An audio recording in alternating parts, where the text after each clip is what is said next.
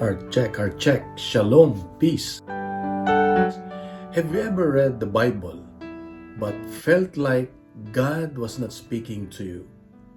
You read the words but nothing seems to happen.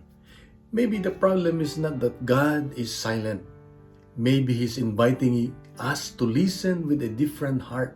You know, in today's gospel, the disciples asked Jesus, "Why do you speak to them in parables?"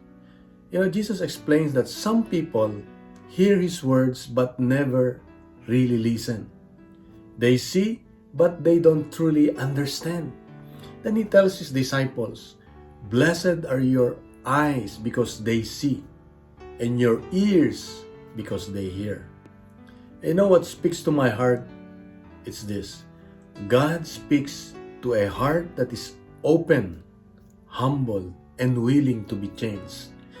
It's not just about hearing God's word. It's about allowing God's word to change our lives. So before reading the gospel today, try this simple prayer. Lord, don't just help me read your word. Help me live it. Then choose one sentence from the gospel that touches your heart. Carry it you throughout the day. Practice it, because one verse that is lived is more powerful than 100 verses that are only read. And so let's remember this. God is speaking every day. The question is not, is God talking? The question is, am I listening with an open heart? When your heart is open, God's word doesn't just inform you. It transforms you.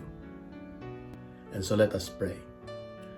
Lord Jesus, open my eyes to see, my ears to hear, and my heart to receive your word. Help me not only to know the gospel, but to live it every day. Amen. In the name of the Father, and of the Son, and of the Holy Spirit. Amen. And here's my question. What word or verse from today's gospel touched your heart the most? Please write at the comment section. If these daily gospel reflections help your prayer life, follow, like, subscribe, and share so we can reflect together every day. Let's fill social media with good news, not fake news, not noise.